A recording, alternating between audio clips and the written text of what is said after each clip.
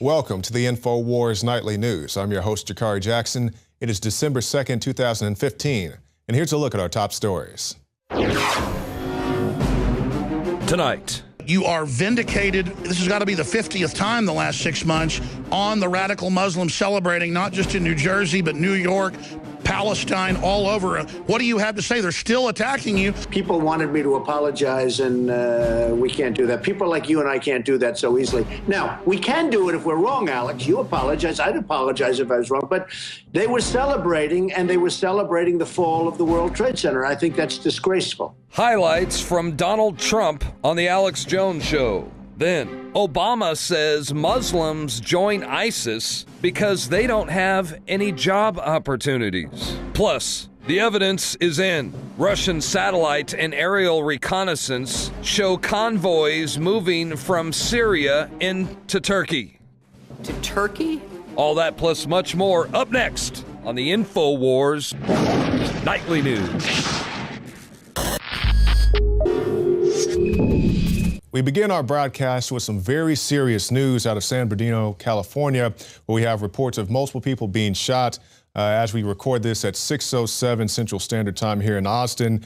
Reports are that one person is in custody. These are the shooters. 2 are dead, and maybe 1 is hiding inside of a nearby church. Of course, with these active shooter situations, it's a very fluid situation. Numbers change all the time, the number of victims, the number of suspects.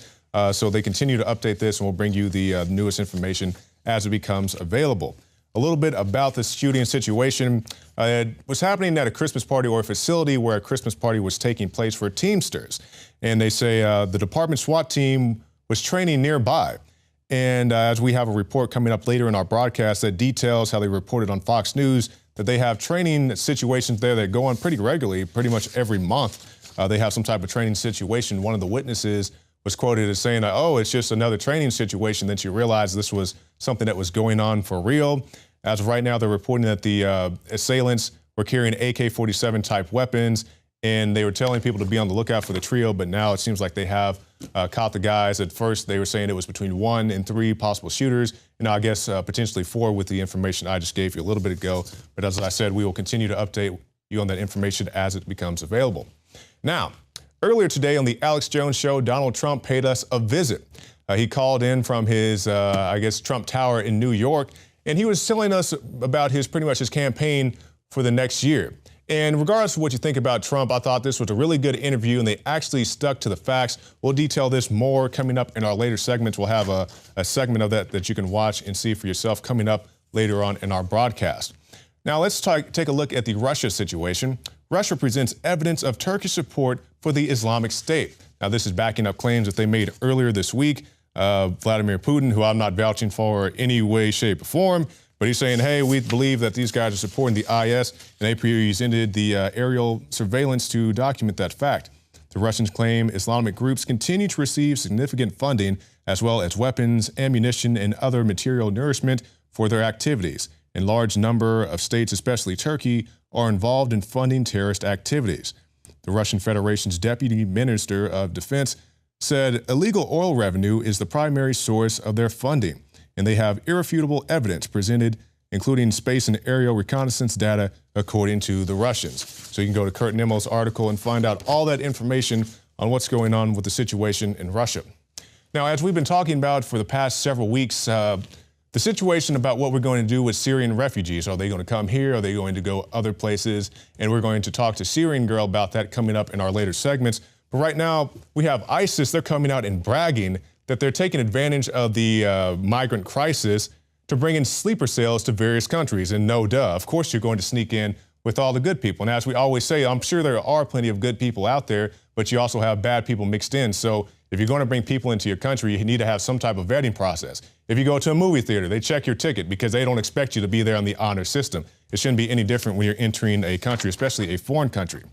A newly uncovered 99-page manifesto produced by the Islamic State brags about how the terror organization has exploited the refugee program to send jihadis, sleeper cells to Europe since 2012 with the goal of creating Muslim no-go zones in Western cities that can be used as a base from which to launch further Paris-style attack.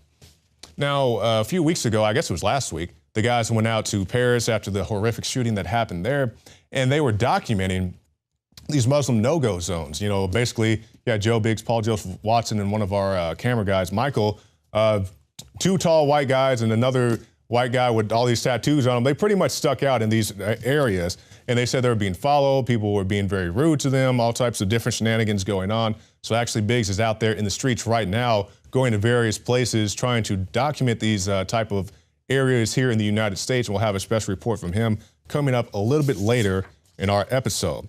Now, as we talk about the Islamic State and any type of terrorist organization, I've heard some whoppers in my day as to why people do things like this. And now it's becoming a repeated talking point. Now it's coming from Bill Nye the Science Guy that people are flocking to the Islamic State because of climate change. Yes, this whole thing in Paris, referring to the UN Council there and how they had to tackle climate change, they're saying that people are becoming terrorists because of climate change. Now let's take a look at this clip from Bill Nye, then I'll give you my thoughts and analysis. It's very reasonable that the recent trouble in Paris is a result of climate change. Small and medium farmers have abandoned their farms because there's not enough water, not enough rainfall. Young people have gone to the big cities looking for work. There's not enough work for everybody. So the disaffected youth, as we say, the young people who don't believe in the system, believe the system's failed, are more easily engaged and more easily recruited by terrorist organizations. And it seems like just the other day I did a report on how college kids and high school kids are leaving their families' stable homes to go overseas and join ISIS. That has nothing to do with climate change or anything of the sort. Bill Nye the Science Guy. And as a kid, I loved Bill Nye the Science Guy. We used to watch him all the time in school. But when I hear him say stuff like he did earlier this year, talking about how climate change is to blame for tornadoes and flooding in Oklahoma, there have always been tornadoes and flooding in Oklahoma. It has nothing to do with climate change. And I'm not a climate change denier. I understand that there are things happening with the weather and the climate in general. My position is putting out carbon taxes isn't going to do anything to stop it. Paying your carbon taxes to these organizations and these groups that are run by guys like Al Gore, where they sit on the boards. You ever wonder why Al Gore is out there pushing global warming so hard? Because he's going to make money off it as soon as they make carbon taxes a law. That's why I don't trust these guys. They're like modern day witch doctors. They say, hey, give me the money and I'll go out here and dance around and make it rain, or I'll make it stop raining, or I'll dry it out, or whatever it is they want to do at that particular time. These guys have well, I shouldn't say they have no control of the weather. We all know about things like cloud seeding and all that, but they don't have as much control over the weather as they want you to believe. They think if you pay them these carbon taxes, magically on its own, without any other assistance, the world has just become a better place. Nothing can be further than the truth. From the truth. Now let's talk about a similar comment. We heard what Bill Nye was saying there. Earlier this year, the Obama administration came out and said Muslims are joining groups like ISIS because of lack of job opportunities. But we cannot win this war by killing them. We cannot kill our way out of this war. We need, in the longer term, medium and longer term, to go after the root causes that leads people to join these groups, whether it's lack of opportunity for jobs. We're not going to be able to stop that in our lifetime or 50 lifetimes. There's always going to be poor people. There's always going to be poor Muslims. And as long as there are poor Muslims, the trumpet's blowing. They'll join. I disagree with that. I think people are joining groups like ISIS and Al-Qaeda because they're being trained by the CIA. I think they're joining ISIS because people keep airdropping them grenades. That's why they're joining these terrorist organizations. They're pretty much wind-up toys, especially Al-Qaeda. You have groups that are going from country to country. They're in Iraq, they're going to Libya, and now in Syria. Most of the Syrian rebels, as they're called, aren't even really Syrian. They're just jihadis. They move from place to place. They continue to fund them, give them everything that they need, and then they just go tear up a land. It's basically like having a walking bomb, you know, because a bomb isn't a precision weapon. You get a lot of collateral damage. So they just give these guys AK-47s, grenades and all that. They say, hey, go in here, oust this particular dictator or ruler or whoever they want to get out of the area, and then they come pick up the pieces afterwards. That's basically what Al-Qaeda is. But yeah, they want to tell you these guys are joining these terrorist organizations because of lack of job opportunities. No, they're pretty much being employed by the CIA to begin with, especially Al-Qaeda. Now let's talk about some domestic issues here. We know Black Lives Matter. And as I always talk about Black Lives Matter, there are plenty of good people in there. It's a grassroots organization that's just been co-opted by various people with various interests. But now we see a Black Lives Matter reporter who threatened to kill people at his school, is now allowed back on campus. This is probably one of the most ridiculous stories of the day. 21-year-old Jabari Dean was arrested Monday after threatening to kill students and staff at the University of Chicago. Dean posted a message on social media over Thanksgiving weekend in which he laid out details in his plan to carry out a racially motivated rampage. "This is my only warning," Dean wrote. And now he's being allowed back on campus. It's completely ridiculous, especially to all these people who always want to talk about school shootings. Why would you let this guy back on campus? It's completely boggles my mind why they would participate in such an action. This guy needs to be banned from campus flat out. But I guess it's just too politically correct to do that in this day and age. Now, a final story before we go on to Joe Biggs and his special report. I was speechless. Man charged with felony for passing out jury rights flyers in front of a courthouse. Told me the bond. I was speechless. $150,000 bond for handing out a piece of paper on a public sidewalk. And speechless. Speechless after charging $15,000 on a credit card to post bond. Keith Wood says all he was doing was passing out this flyer on jury rights, standing on this sidewalk outside the Mecosta County Courthouse. There's so much good information in here. And as the article points out, the man was charged with a felony for obstruction of justice and a misdemeanor for tampering with a jury. Now, handing out a pocket constitution or some type of flyer is not obstruction of justice. I remember those old Alex Jones videos. You guys can find them on Mike Hanson's archive on YouTube. And these guys would go out and hand out people, like pocket constitutions, and they want to arrest them. And the cops freak out like, "Oh, what is this? Are you threatening me to hand me this pocket constitution?" Like, no, it's the Constitution of the United States, something that you swore an oath to. Why are you freaking out and trying to arrest me when I hand one of these things to you? And it's the same thing with this. Being an informed juror is not tampering with the jury in any way, shape, or form. But that's the point where we are in this country. We're having any type of education and trying to grow more in the laws of your land are considered enemy combatant status. So hopefully this guy will beat the rap and beat the riot. It's a completely ridiculous charge, and I hope he does make those guys pay for it. Now, as I said earlier, we go to Joe Biggs, who is documenting the American Caliphate. Joe, there was a report, and I mentioned it earlier in the broadcast, about Paris police telling Jews not to light Hanukkah candles in public spaces. There was a tweet that was sent out that said, "Paris police order us to cancel most of our public Hanukkah candle lighting in the city in light of terror attacks and fear of additional attacks. Efforts are underway to approve a candle lighting at the foot of the Eiffel Tower." Joe, that's an admission that they've lost control in Paris, isn't it? Yeah, exactly. I mean, the moment you stop doing the normal things that you would normally do, practicing your religion, day-to-day activities, that's when the terrorists win. That's what they want. Yes. They want to disrupt your day-to-day life. And the fact that the French government's going to come out and do this, the fact that they extended this whole martial law state for 3 months, not allowing people to congregate, not allowing people to be outside like that in large numbers, giving the police the ability to go door to door without a warrant. Today in France, they just closed down 3 mosques, so there's a lot of stuff going on, and people think it's happening over there, but it's got a very good chance of happening here in the States. The way that Molenbeek in Belgium has been completely taken over, and it is essentially the jihad capital of the world. That kind of stuff can happen here. And, and what you see when you went to Molenbeek, you saw the intolerance of people. They're telling you don't have any place here. Get out of here. And that's what we see is bringing in people by the millions into Western civilization in the name of tolerance. And we must not say anything bad about bringing these people in. And yet they're going to establish the most intolerant society. We have never seen anything like this anywhere in our lifetime, or many of our ancestors for multiple generations have never seen this kind of intolerance in the West.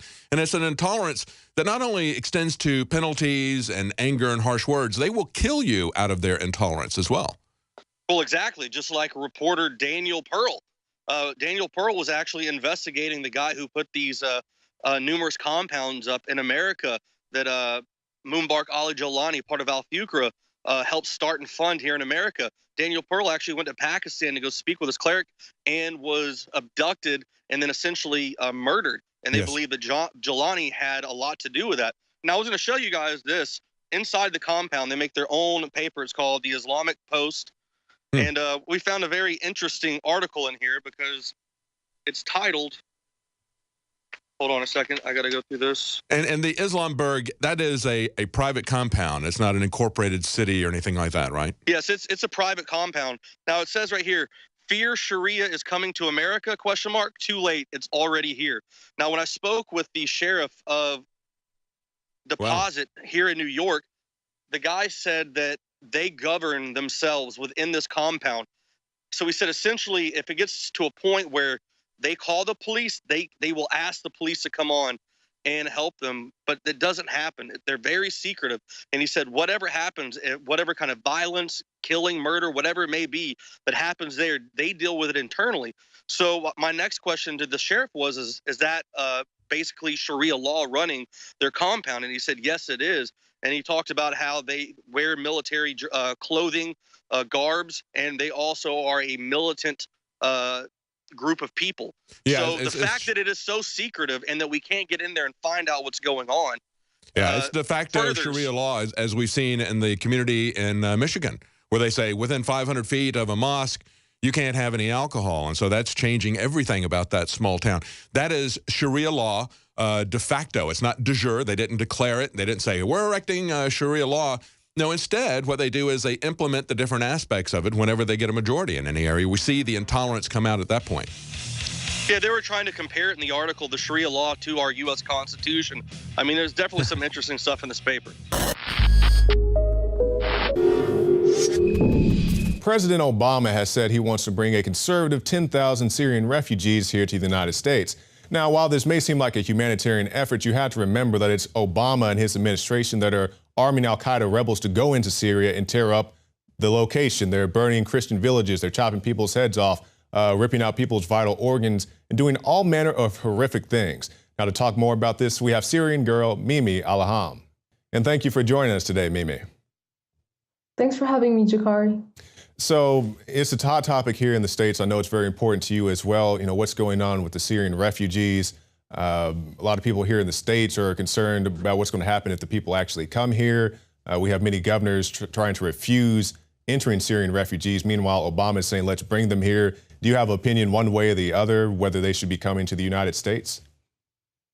Well, you know, I think in the first place, we need to reframe the entire debate, because you have one side that's basically demonizing Syrians, and the other side that is saying we should have complete multiculturalism and no nation state. You know, the left-wing protesters basically are saying that. And we have to actually take a step back and question, how did we get here? Yes. And that is by the creation of these wars and the promotion of terrorism in the Middle East. And, you know, there is an objective through these wars to force multiculturalism, force people out of their, you know, homelands without their will, and put them somewhere else.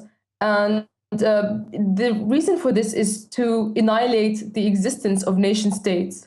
And this is something that Zebig Brzezinski he's one of the main founders of the Trilateral Commission, and Obama's advisor, has always promoted, you know, that the nation state should no longer exist and should be destroyed. So before we, you know, get into whether they should come or not, you have to first, you know, ask how the Syrians themselves got to the situation. And they don't want to be refugees. Nobody wants to be refugees. And a lot of them are saying that they would love to be able to return home. If you heard them speak for themselves, you know, ideally, people should be able to stay in the land that they love with their own family members.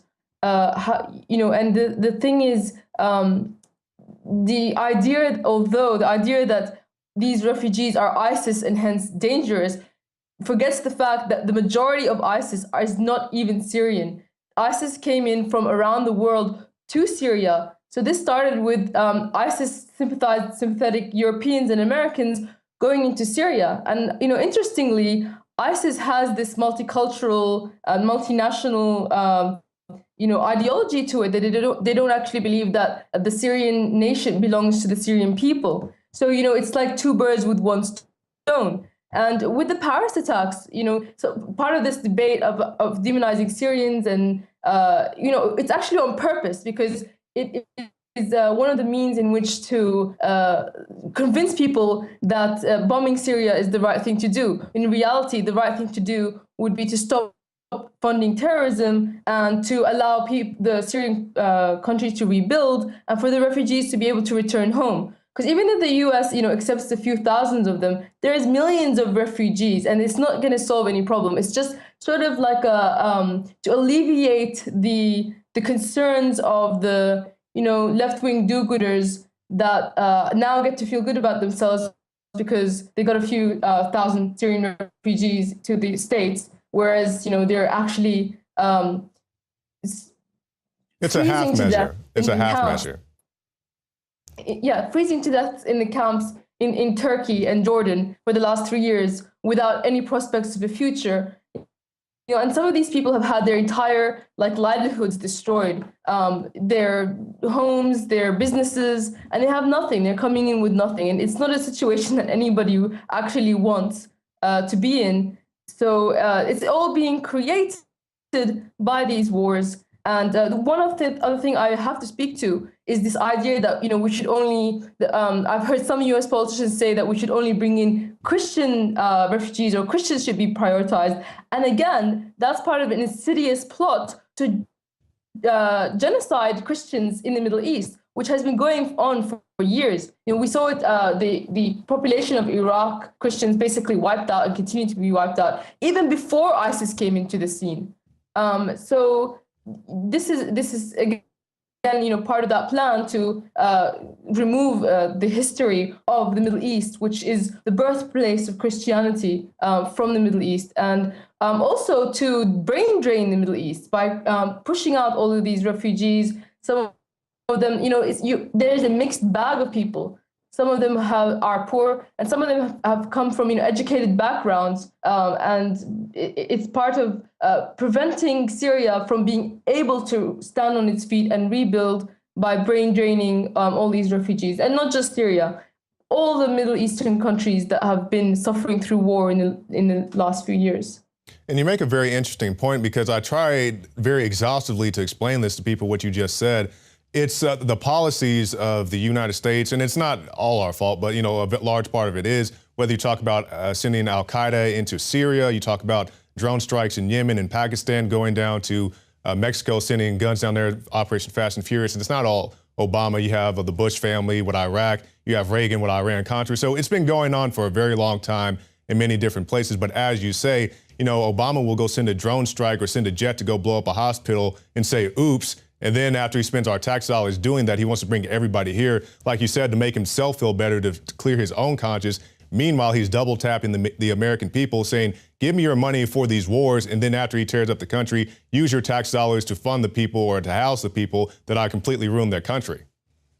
Well, absolutely, except I'm not sure that he has a conscience, but I'm sure that there are people in the United States that do have a conscience, and they might actually feel that it's the right thing to do, to bring in these refugees, when really the right thing to do is to stop the wars. And the most ironic thing is some of the newspaper headlines coming from the UK and in Europe, when one of these children, Syrian refugee children, drowned off the coast. The headlines were, bomb Syria for this child, which creates more refugees. So really the solution isn't talked about. And that is because they don't want a solution. They want to take people away from their homelands and mix up all the nations so that they can have their one world order. And, the other thing I wanted to speak to, part of it is the corporations as well. They get to bring in people from everywhere and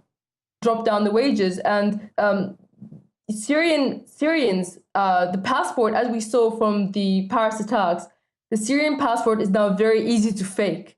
And there's no way of telling who is really Syrian crossing the borders. The United States doesn't really have a good relations now with the Syrian government, which is the only country able to tell you if that passport is real or not. So, but the other thing that really frustrates me as a Syrian is now, as a Syrian, basically everybody thinks I'm ISIS because of the Syrian name. It's just an association that people are making now.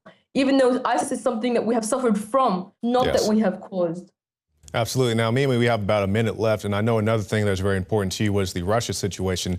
So what are your views on that?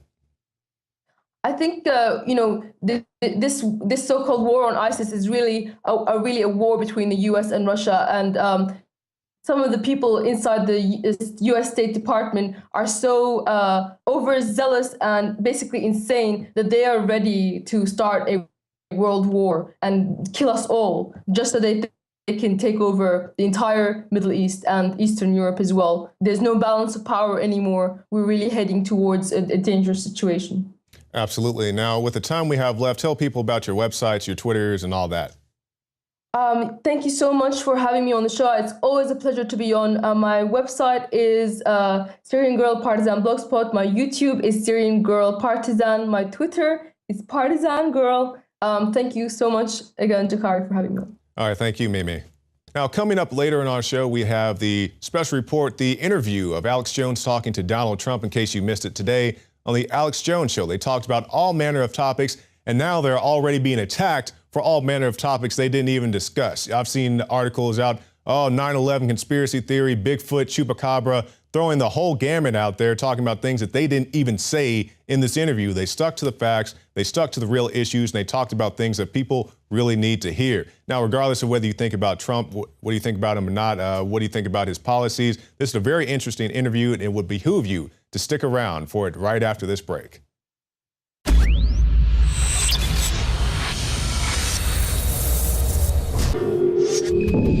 As promised, we have an excerpt of Donald Trump on the Alex Jones radio show today. But first, let's take a look at some of the hit pieces that they're already coming out with, many of which don't have anything to do with the interview that actually took place. This one right here. This one is attacking Alex or his views on 9/11, Oklahoma City, and the Boston Marathon attacks, even though nothing of the sort was even mentioned during the interview. Also, we have people reacting to the interview on Twitter. Many comments here. We don't have time to go through them all. One of my favorites, Donald Trump and Alex Jones are geeking out about precious metals right now. Goodness, they use the Lord's name in vain. If anybody doesn't know, rare earth materials that are in your cell phones, your laptops, all type of electronics, your TVs, are so serious that it was actually the subplot of the Black Ops 2 video game. People have considered armed conflicts over rare earth materials, and why we don't have them is actually something that's very interesting and you probably should know about. Not that this person would take any time to learn about it. Also, this one, once again, talking about things that didn't even take place in the interview. They're attacking Alex for wearing his Joker makeup when he made fun of Obama, and also talking about a one world government. As we're talking about Obama, you can go on YouTube right now, as soon as you finish watching this video, and see Obama talk about, well, we're trying to get to the type of world government that we'd all like to achieve. One world government, right there, Obama said it. I'm not saying it's already happened. George Bush Sr. talked about a new world order. Joe Biden talked about a one world order, new world order. So you can find all that stuff. But here's a clip of Donald Trump on the Alex Jones Show. And he joins us from Trump Tower in New York City. He is the leading 2016 Republican presidential contender. Donald Trump, again, joins us. And I've got so many questions. But first off, Donald, thank you for joining us. Thank you, Alex. Great to be with you. I've got so many questions, but you are vindicated. This has got to be the 50th time the last 6 months on the radical Muslims celebrating, not just in New Jersey, but New York, Palestine, all over. What do you have to say? They're still attacking you, though we've got Dan Rather on video. We've got New York Post. We've got Washington Post. We've got, I mean, what's going on here? Well, I took a lot of heat, and I was very strong on it, and I held my line, and then all of a sudden, hundreds of people were calling up my office. I was the other day in Sarasota, Florida, and people are online, and we had 12,000 people, which is fantastic. And the people were saying, many of the people from New Jersey, 4 or 5 people said, Mr. Trump, I saw it myself. I was there. They talked about Patterson, but they said, I saw it myself, Mr. Trump. I was there. So many people have called in, and on Twitter, @RealDonaldTrump, they're all tweeting. So I knew it happened, and I held my line, and people wanted me to apologize, and we can't do that. People like you and I can't do that so easily. Now, we can do it if we're wrong, Alex. You apologize. I'd apologize if I was wrong. But they were celebrating, and they were celebrating the fall of the World Trade Center. I think that's disgraceful.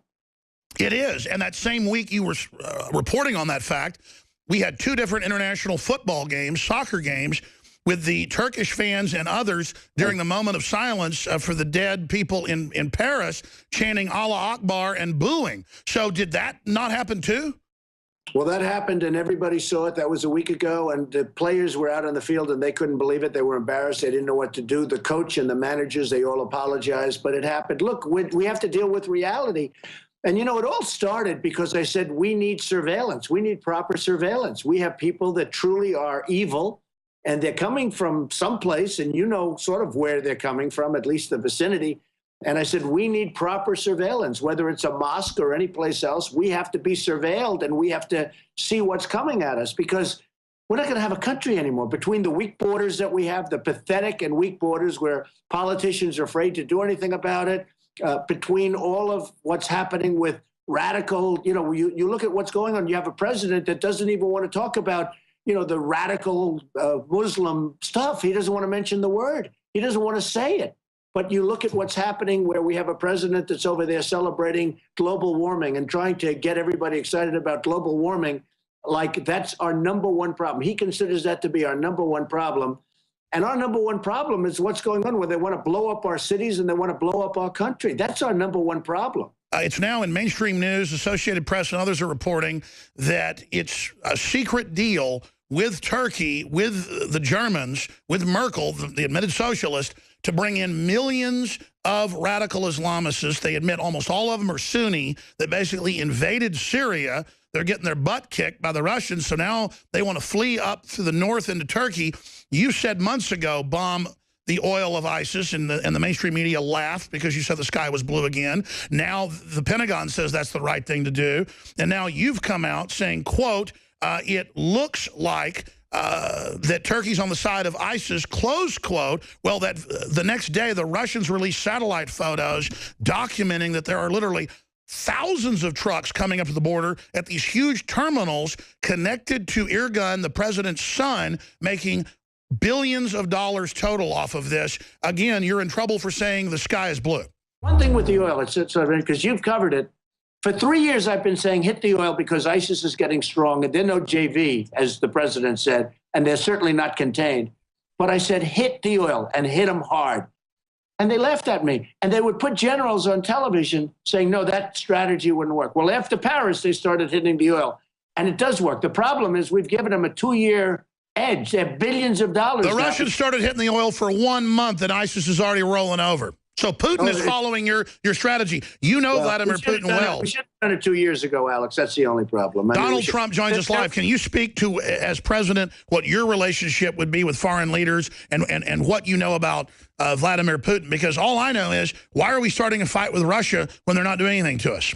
Right. Well, number one, and just to finish on the oil, by the way, I say hit the oil, but we should keep the oil. In other words, we should keep. We'll get ExxonMobil. They'll go in. We'll get other of our oil companies. We'll get some of the great oil companies. We bid it out. We should keep the oil. You know, in the old days, to the victor belong the spoils, right? We don't have that. We go in, we fight a war, and we leave. We get nothing, except we get debt and we get deficit. That's all we get. I think I get along great with people. I mean, I will probably get along well with him, and if I don't, somebody else will, and who knows? You know, he's a difficult cookie. He's tough and he's smart. I was on the show 60 Minutes with him recently. Not together. I mean, they did him and they profiled me at the same show, which was we were stablemates, right? But I think I'd get along very well with him. I think it'd do fine. Look, here's the thing. We lose with every country, and yet we don't get along with any countries. China is killing us. Everybody's killing us. China's just beating us to a pulp and trade. Japan, Mexico is killing us, and yet we don't get along with anybody. With me, they're not going to get so rich. Believe me, they're not going to get so rich at all. We're going to take back our jobs. We're going to take back our manufacturing. We take back our base. But they'll like us more than they do now. The more I research what you've actually said and done, it's amazing. You were the only leading American figure who openly said, do not go to war in Iraq. They had almost, 90% votes in Congress for it, bipartisan. You said, don't do it. Iran will take over. You said, I mean, look, you can say that today, and everybody can say that, but you said that in 2001, 2002, 2003, when it was very unpopular because you've done your research and had good advisors. How did you know that when almost no one else did? Well, first of all, I'm the most militaristic person there is. I'm going to build the military. If I win, I'm going to make our military so strong, so powerful that nobody's going to mess with us. We're going to take care of our vets and all of that. But I have to tell you, you have to know if you're going to go to war, you have to do it properly, and you have to know what to do. I viewed it as this. Iran and Iraq were the same in terms of strength. And they'd constantly fighting. That's all they do is they fight, right? They go to war all the time, and they'd move 10 feet left, 10 feet right, 10 feet left, then they'd rest, and then they'd start it again 4 years later. This has been going on for forever. And this is the way it is. I said, if you take out Iran or if you take out Iraq, either one, you're going to destabilize the Middle East. Well, we took out Iraq. And by the way, Iraq has the second largest oil reserves in the world. People don't even know that. So we gave, like, incredible. We took out Iraq. I said, you're going to destabilize. Well, and I said, and you'll know this, and you know this, and I appreciate what you just said, then Iran is going to come in, and Iran is going to take over Iraq. And they're just taking it over right now. As we speak, they're taking it over. Iran is running Iraq, and very soon will be virtually going to be totally running Iraq, especially after all of the deal we just made, which is the worst. So I said, keep the oil. And I said, if you're going to leave, you shouldn't have gone in, but they should have left soldiers behind, like 20,000 or a certain number of soldiers. But if you're going to leave, take the oil. And I've said it. Then they left, they didn't take the oil. So ISIS got the oil, Iran is getting the oil, everybody's getting everything but us. So we lost thousands of soldiers. We spent $2 trillion in Iraq. We have wounded warriors who I love all over the place. And what do we get out of it, Alex? We had nothing. We had nothing. So, no, the French and the Germans are getting the oil, and the Iranians are getting the oil. And you know who the #1 customer for the oil is? Guess what? China. And that's it for our show tonight. But be sure to go to prisonplanet.tv and get yourself a free trial. You can get the Alex Jones Show, the nightly news, the special reports, the rants, all right there at prisonplanet.tv. And also don't forget the Alex Jones channel on YouTube, where you can see all the great reports there as well. Well, I'm Jakari Jackson from the INFOWARS Command Center, and we'll see you again tomorrow night, 7 p.m. Central. Dave, my mind is going. I can feel it.